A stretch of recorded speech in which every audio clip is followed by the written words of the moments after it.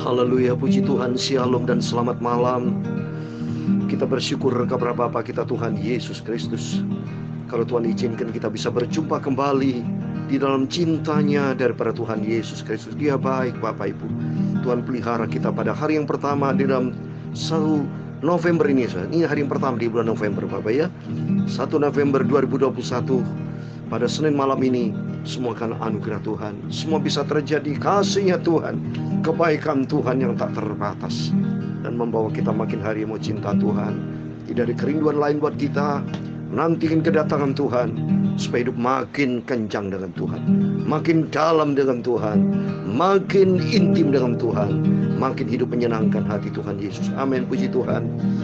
Pada kesempatan ini saya, Pastor Yakob Rama, akan menyanyikan sebuah pujian, Yesus harapan jiwaku. Sebab Dia satu-satunya pengharapan kita, Dia satu-satunya Tuhan, juru selamat kita. Dan Tuhan akan memberkati kita semua. Amin. Pengharapan jiwaku, Yesus saja yang mati atas Golgota. Amin, haleluya. Ada gembala menghibur teguh, Yesus harapan jiwaku. Amin, haleluya. Yesus harapan jiwaku. Amin, haleluya. Yesus pelepas hidupku. Amin, haleluya. Beri selamat suka dalam hatiku, Yesus harapan jiwaku. Amin, haleluya. Namanya cintaku Dia, amin. Dia akan aku jatuh, amin, haleluya. Dalam susah hati, amin, ku harap Dia, Tuhan Yesus harapan jiwaku. Amin, haleluya. Yesus harapan jiwaku. Amin, haleluya. Yesus pelepas hidupku. Amin, haleluya. Beri selamat suka dalam hatiku, Yesus harapan jiwaku.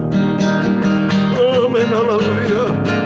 Ku tahu di surga ada tubuh saya, satu tempat dekat Dia. Amin, haleluya. Ku pegang tangan Dia, haleluya. Di paku, haleluya. Yesus harapan jiwaku. Amin, haleluya. Yesus pengharapan jiwaku. Amin, haleluya. Oh Tuhan Yesus pelepas hidupku. Amin, haleluya. Beri selamat suka dalam hatiku, haleluya. Yesus harapan jiwaku. Amin, haleluya. Yesus harapan jiwaku. Engkau Bapa satu-satunya harapan. Yesus pelepas hidupku. Haleluya. Beri selamat suka, haleluya, dalam hatiku. Haleluya. Tuhan Yesus harapan jiwaku. menantikan kedatangan Tuhan Yesus. Yesus satu-satunya pengharapan kita. Sebab setiap janji Tuhan tidak pernah berdusta. Mari saya membaca di dalam salah satu ayat yang berkata janji Tuhan tidak pernah berdusta. Di dalam kitab Titus pasal 1 ayat 2 demikian firman Tuhan. Kitab Titus pasal 1, saya menantikan kedatangan Tuhan yang luar biasa. Titus pasal 1 ayat 2 dikatakan, dan berdasarkan pengharapan. Coba ini, kita selalu menaruh pengharapan kepada Tuhan Yesus akan hidup yang kekal, yang sebelum permulaan zaman sudah dijanjikan oleh Allah yang tidak pernah berdusta. Tuhan tidak pernah berdusta. Sekali berjanji pasti ditepati. Amin, haleluya. Beri selamat suka dalam hatiku. Amin. Tuhan Yesus harapan jiwaku. Kau di surga ada tunggu saya, satu tempat dekat Tuhan Yesus. Kita bersama dengan Yesus, haleluya. Ku pegang tangan Dia, haleluya. Terlalu baik tipaku, haleluya. Yesus pengharapan jiwaku. Amin, haleluya. Oh Tuhan Yesus harapan jiwaku. Pengharapan kita Yesus, haleluya. Yesus pelepas hidupku. Amin, amin, haleluya. Beri selamat suka, haleluya, dalam hatiku, haleluya. Tuhan Yesus harapan jiwaku. Amin, haleluya. Seperti dalam Alkitab katakan 2 Timotius pasal 4 ayat 8, sekarang telah tersedia bagiku mahkota kebenaran yang akan dikaruniakan kepada kita oleh Tuhan Yesus, Hakim yang adil, pada hari kedatangannya. Bagi kita semua yang setia kepada Tuhan, bagi kita semua yang menaruh pengharapan kepada Tuhan, kita mau jaga hati ini isi dengan firman Tuhan. Tidak ada makanan lain, hanya kebenaran firman Tuhan. Mari kita kembali kepada firman Tuhan. Saya mau baca dalam Kisah Rasul pasal 18. Kita bersyukur kepada Tuhan. Saya bersyukur kita sampai kapanpun tidak bisa membalas kasih-Nya Tuhan yang luar biasa. Kalau kita bisa hidup sampai saat ini, semua karena anugerah Tuhan. Katakan, Tuhan Yesus, Engkau sungguh baik. Tuhan pelihara kita dari hari demi hari. Sampai hari ini adalah hari yang pertama di bulan November, 1 November. Biar tangan Tuhan kan menyertai kita sampai kita berjumpa dengan Tuhan Yesus. Amin. Kisah Rasul 18. Saya membaca dari ayat 18 sampai 28. Ayatnya hanya 11 ayat, tidak panjang. Pendek, Bapak Ibu dengar baik-baik, dan kita cinta Tuhan Yesus. Ayat 18 dikatakan Paulus tinggal beberapa hari lagi di Korintus. Lalu ia minta diri kepada saudara-saudara di situ dan berlayar ke Syria. Sesudah ia mencukur rambutnya di Kenkeria, karena ia telah bernazar. Priskila dan Aquila menyertai dia. Lalu sampailah mereka di Efesus. Paulus meninggalkan Priskila dan Aquila di situ. Ia sendiri masuk ke rumah ibadat dan berbicara dengan orang-orang Yahudi. Mereka minta kepadanya untuk tinggal lebih lama di situ, tetapi ia tidak mengabulkannya. Ia minta diri dan berkata, aku akan kembali kepada kamu jika Allah mengendakinya. Lalu bertolaklah ia dari Efesus.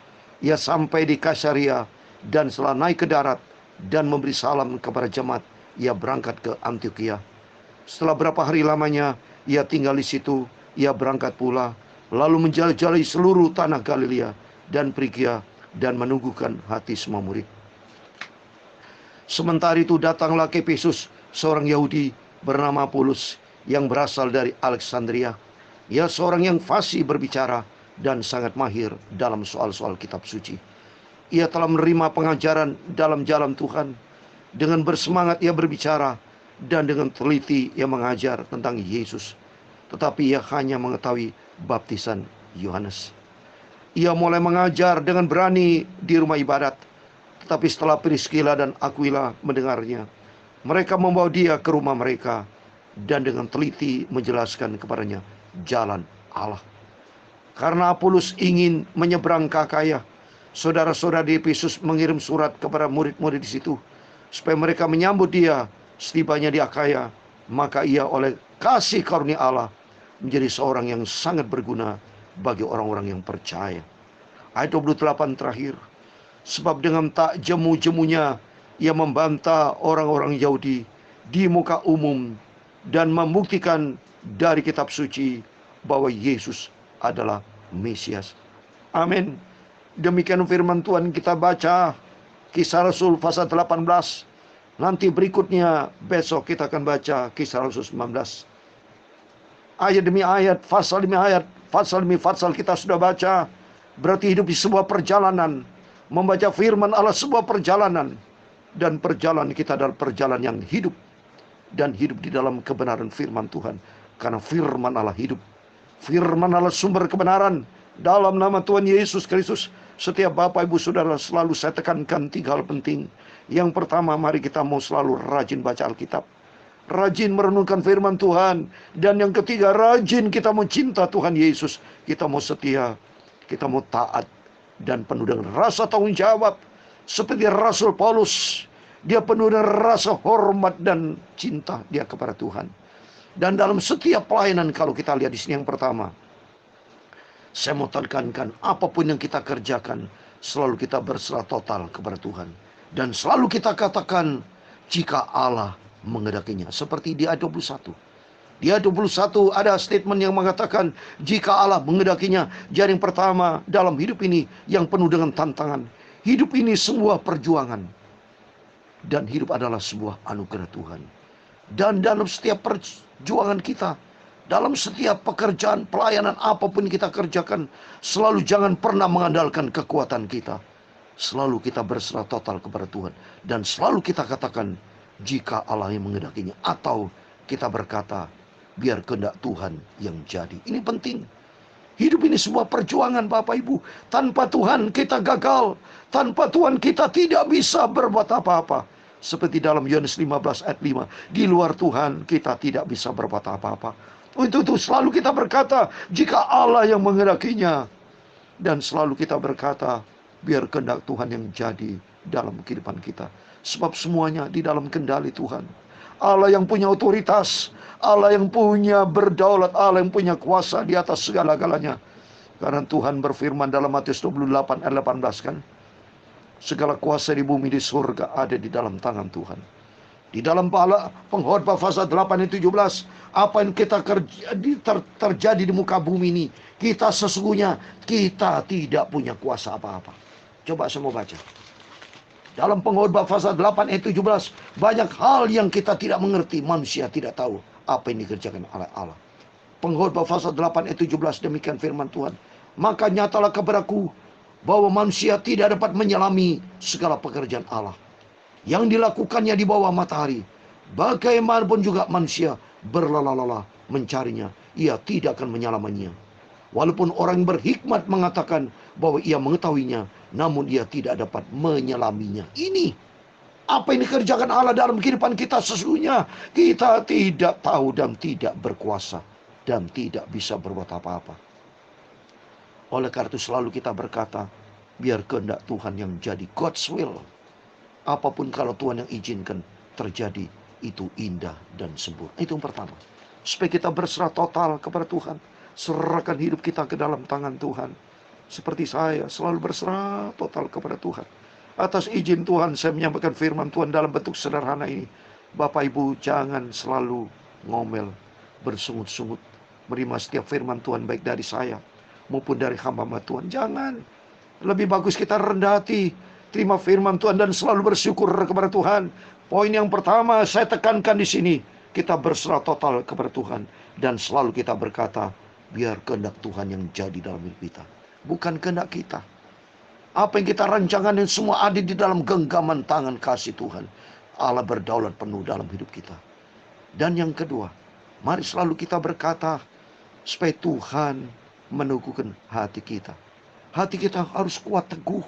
Seperti di ayat 23, untuk meneguhkan hati semua murid Arti hati ini harus selalu diteguhkan dengan firman Tuhan.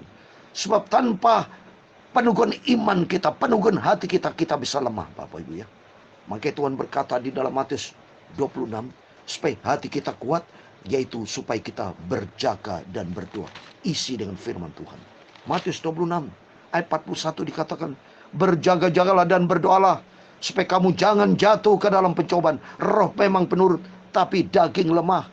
Daging lemah. Kalau daging lemah, pikiran kita lemah, hati kita bisa lemah. Untuk penting di sini perlu berjaga dan berdoa. Artinya membangun persekutuan dengan Tuhan. Berjaga artinya penuh dengan firman Tuhan. Seperti hari ini kita baca firman Tuhan. Saya berikan firman Tuhan pagi malam. Dan juga sambil berdoa. Ada juga hamba Tuhan, ada sebuah keluarga, sebuah tiap malam. Itu bagus, mari. Pokoknya yang penting semua yang arahnya Tuhan. Kita mau sungguh-sungguh dengan Tuhan. Hidup ini adalah God's oriented, Bapak ya. Hidup ini adalah semua orientasinya kepada Tuhan. Bukan money oriented. Bukan the world oriented. Bukan dunia ini orientasi kita. Bukan dunia. Tapi orientasi kita kepada Tuhan Yesus. Biar yang kedua, hati kita harus teguh. Kuatkan hati kita. Supaya demikian hidup kita layak kepada Tuhan. Supaya kita tidak mengandalkan yang lain. Kita andalkan Tuhan yang pertama. Biar kehendak Tuhan jadi dalam hidup kita. Setiap apapun berarti kita mau andalkan Tuhan. Supaya kehendak Tuhan selalu jadi dalam kehidupan kita. Dan yang kedua, supaya hati kita kuat. Hati kita kuat kalau hidup kita penuh dua hal. Yaitu apa? Firman Allah dan penuh dengan doa. Berjaga dan berdoa. Terlebih lihat situasi dunia saat ini. Aduh, membuat kita pusing, Bapak Ibu. Hati kita bisa stres berat kalau kita keadaan dunia. Masa depan kita tidak tahu apa yang terjadi masa depan. Secara daging, secara manusia, kita tidak tahu apa yang terjadi. Apalagi kalau ada informasi, katanya banyak mereka yang berkata, di bulan Desember khawatirnya terjadi pandemi COVID gelombang ketiga. Lihat dunia, semua hidup berspekulasi.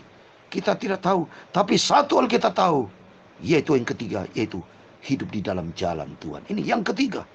Saya mau terangkan kepada Bapak Ibu, supaya hidup kita di dalam jalan Allah. Seperti di ayat 26. 26-27 kalau kita lihat di sini, ia mulai mengajar dengan berani di rumah ibadat, mengajar Pak firman Tuhan. Dan setelah berikutnya, setelah Priscilla dan Aquila mendengarnya, mereka membawa dia ke rumah mereka dengan teliti menjelaskan kepadanya jalan Allah. Mari sama-sama hidup mengenal lebih dalam lagi tentang jalan Allah. Jalan Tuhan itu firman Tuhan. Kita mengenal jalan Tuhan dan berjalan di jalan Tuhan. Di ayat 27 dikatakan, karena Paulus ingin menyeberang ke Akaya, saudara-saudara di Efesus mengirim surat kepada murid di situ, supaya setibanya menyambut dia, setibanya Akaya, maka ia oleh kasih karunia Allah menjadi seorang yang sangat berguna bagi orang yang percaya. Kalau hidup kita di dalam jalan Tuhan, maka hidup kita adalah orang-orang berguna. Seperti selalu saya tekankan, mari kita menjadi orang berguna, influencer, untuk berjalan di jalan Tuhan. Karena Yesus pengharapan kita. Amin. Yesus harapan jiwaku. Amin. Haleluya. Yesus harapan hidupku. Amin. Haleluya. Selamat suka dalam hatiku. Yesus harapan jiwaku. Jadi jelas kita mau lebih dalam di dalam jalan Tuhan. Sebenarnya Yesus satu-satu pengharapan kita. Di dalam Dia ada keselamatan. Di dalam Yesus ada hati yang teguh, ada ketenangan, ada damai sejahtera. Lalu firman Tuhan, mari kita mau lebih dekat dengan Tuhan, supaya segala sesuatu yang kita hadapi berserah total kepada Tuhan.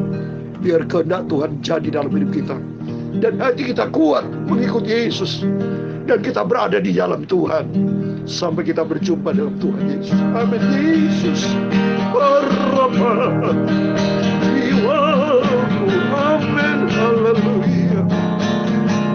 Yesus melepas hidupku. Selamat suka dalam hati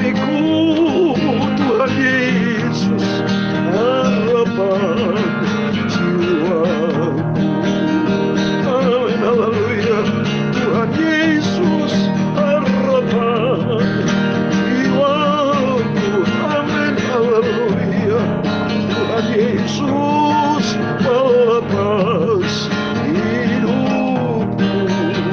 Amin, haleluya.